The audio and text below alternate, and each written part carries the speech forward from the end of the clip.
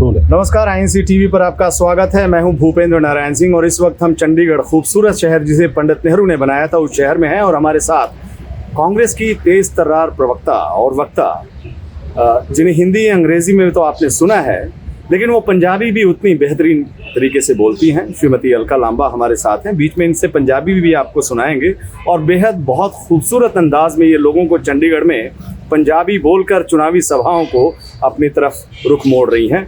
और कई दिनों से वो चंडीगढ़ में जो नगर निगम का चुनाव हो रहा है उसमें वो आ रही हैं, प्रचार कर रही हैं कैंडिडेट के साथ और कहीं न कहीं वोटों को तब्दील करने की कोशिश कर रही हैं। इनसे जानते हैं यहाँ के मुद्दे। अलका जी, आपका बहुत बहुत स्वागत है आईएनसी टीवी पर।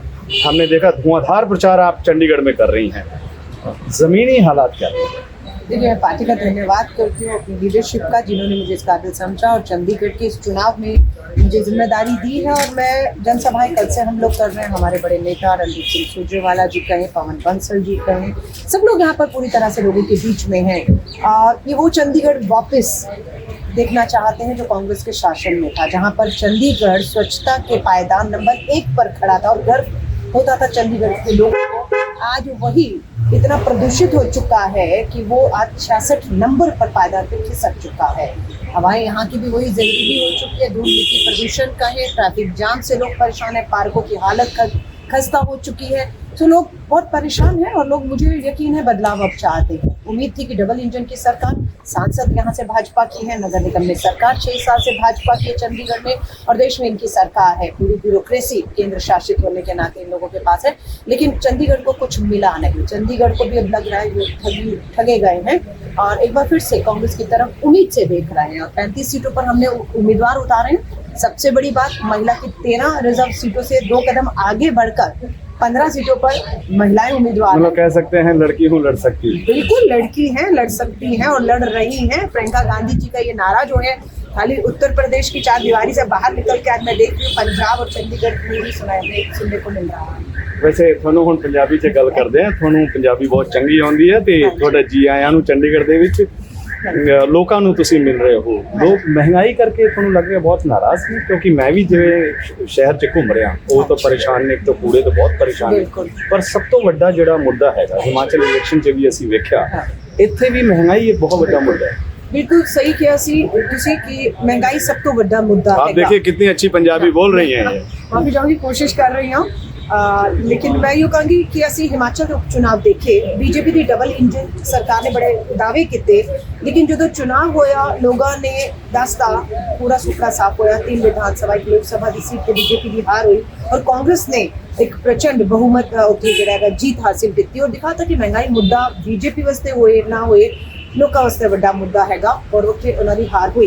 हुण उहदा ही असर मैं चंडीगढ़ विच ही देख रही हैगी हां। इस चुनावां विच महंगाई, पेट्रोल डीजल के दाम को, LPG गैस सिलेंडर के दाम को, खाने की चीज़ों के दाम को ज़्यादा तां चुभते हैं जो बेरोजगारी भी हो, जिस पैसा ना होए और महंगाई की मार होए, डबल मार पै रही है। और लोगों ने इतने मैनूं लग लिता, मन बना लिता हैगा, क्योंकि डबल इंजन, ट्रिपल इंजन की सरकार, सांसद तुहाडी, निगर निगम तुहाडा, ऊपर तुहाडा, फिर भी उस लोगों को फायदा ना होए।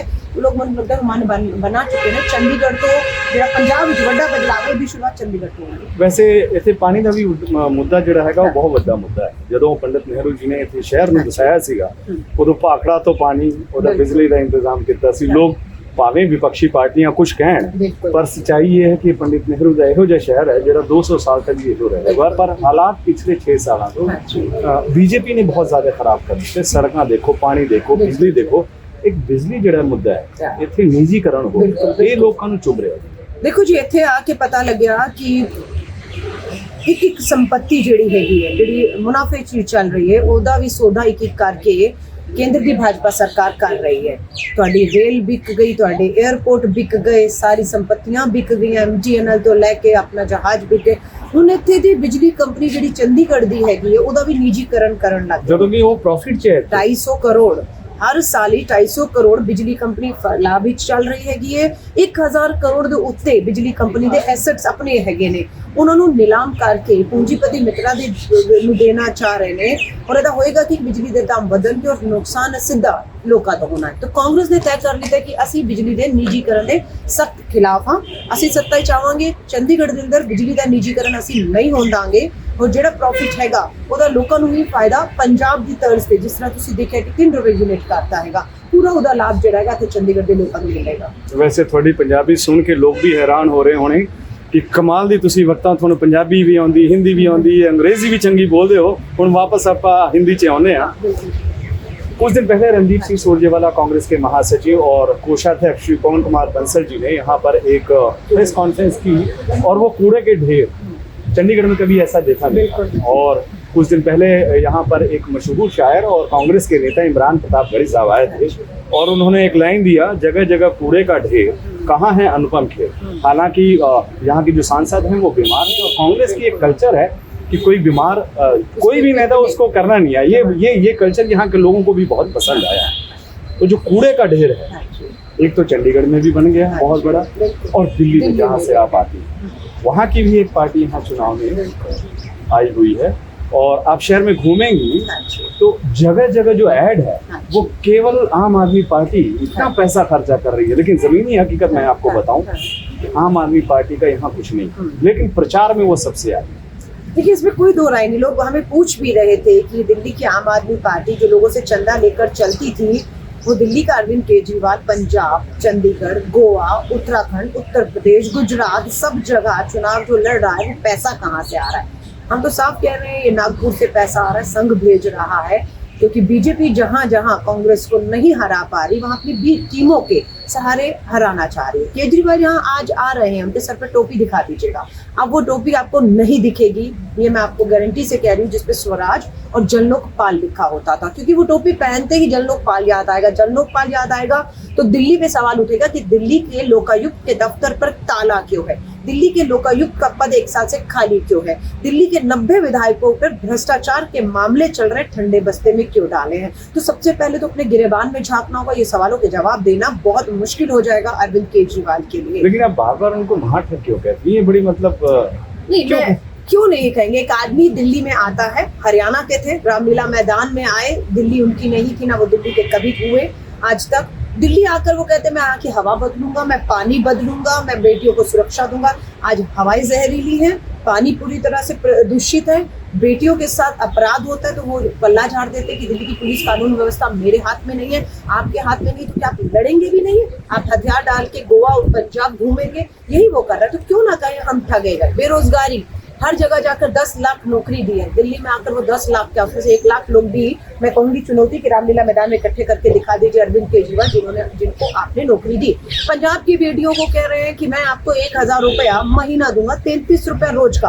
18 साल से ऊपर की बेटी को, 15, 16, 17 साल की बेटी को क्यों नहीं आप 1000 रुपया महीना देंगे सत्ता में आने के बाद? क्योंकि उनका वोट नहीं है। दिल्ली में क्यों नहीं दे रहे आप? क्योंकि दिल्ली में अब चुनाव हो चुका है, 25 में आप सोचेंगे देने की। तो क्यों नहीं कहें कि दिल्ली को इन महाठगों ने ठगा है। इसलिए मेरे जैसे लोग चंडीगढ़ में आकर चंडीगढ़ के लोगों को आपके इन महाठगों की ठगी से बचाकर दिल्ली की हकीकत और सच्चाई यहाँ बता। वैसे कमाल, मैं जब शहर में घूम रहा हूँ तो जगह जगह नगर निगम का चुनाव है, बीजेपी के पोस्टर्स में हमारे देश के प्रधानमंत्री श्री मोदी जी हैं और जो आम आदमी पार्टी का नारा है कि चंडीगढ़ में भी केजरीवाल। तो लोग सवाल पूछते हैं कि क्या म्युनिसिपल कॉरपोरेशन के चुनाव केजरीवाल जी लड़ रहे हैं?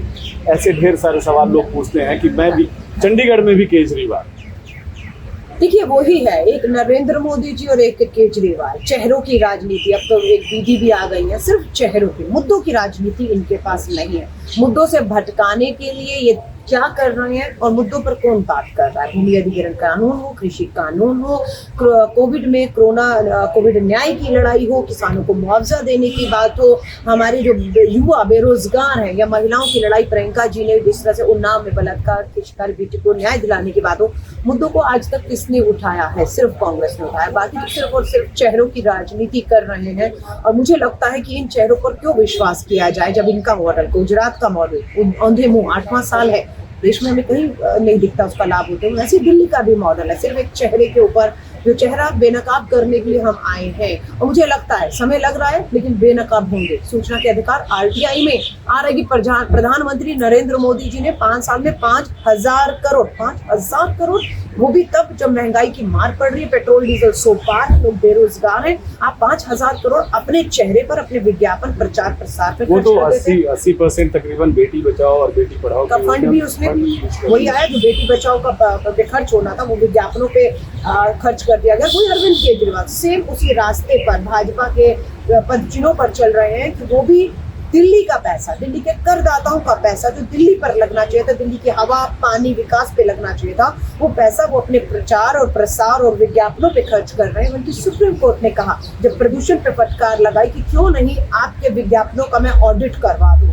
तो मुझे लगता है वो अगर हो गया, सुप्रीम कोर्ट सब हो गया तो आप समझ पाएंगे कि जो हमारा दावा है कि ये फंड या तो नागपुर से आ रहा है या दिल्ली के करदाताओं का पैसा जो है सिर्फ चुनाव में अपना प्रचार और प्रसार के लिए दिल्ली का मुख्यमंत्री खर्च कर रहा है, ये बेनकाब हो जाएंगे। क्योंकि चंडीगढ़ भी नहीं चाहेगा कि हमारे करदाताओं का पैसा कल को यहाँ पर भी अगर ये आते हैं तो यहाँ का पैसा यहाँ न लगकर कहीं और लगेगा। इनके राजनीतिक प्रचार प्रसार में कोई नहीं चाहेगा, इसलिए हम लोग इन्हें बेनकाब। चंडीगढ़ में एक चीज आप पहले भी आई होंगी, सड़कें हमने ऐसी नहीं देखी। बिल्कुल, पिछले 6-7 साल में हमने जो सड़कें देखी इतनी टूट गई हैं, पहले मक्खन जैसी, जो मैं भी इसी शहर में पला बड़ा हूँ और मैं देखा हूँ कि जो सड़कें थी वो बहुत खूबसूरत थी।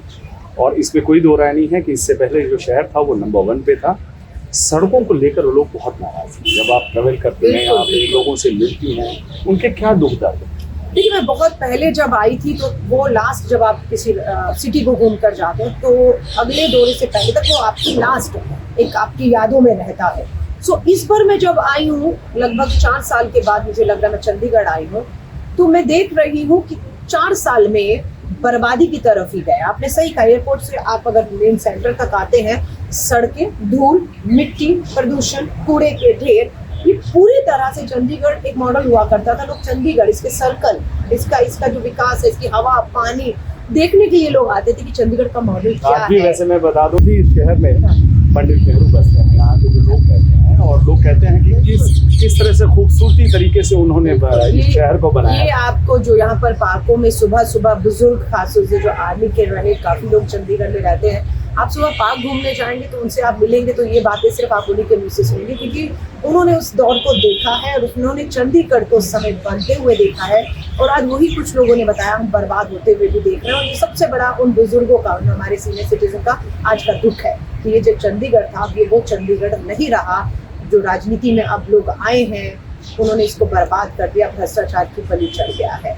आज वही केजरीवाल जो है भ्रष्टाचार की बात यहाँ नहीं करते, क्योंकि वही अपने गिरबान कुंडली झांकना पड़ेगा तो दिल्ली के ताला लगा। अलका जी, चंडीगढ़ की जनता से आप 1 मिनट में क्या वादा करने वाली हैं? क्योंकि यहाँ जनता इस बात से दुखी है कि नंबर 1 शहर जो हमारा होता था वो 66 पोजीशन पे बैठ गया है, और जो कूड़े का ढेर है वो पूरे चंडीगढ़ में उसकी बदबू जो है वो फैलती है। तो क्या वादा करेंगे? मैं चंडीगढ़ के लोगों से एक अपील करूंगी कि 24 दिसंबर को नगर निगम की 34 सीटों पर वोट पड़ने जा रहा है। माफी चाहूंगी, 35 सीटों पर 24 तारीख को वोट पड़ने जा रहा है। और मैं आपको भरोसा दिला रही हूँ कि कांग्रेस पूर्ण बहुमत के साथ आती है।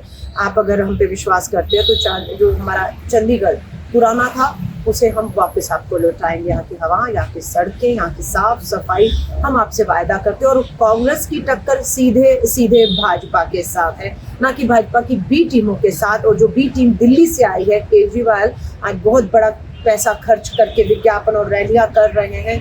मैं आपसे ये कहूंगी, दिल्ली का मॉडल आपके सामने है। हमने भी यहाँ पर आकर आपको हकीकत दिखाई है।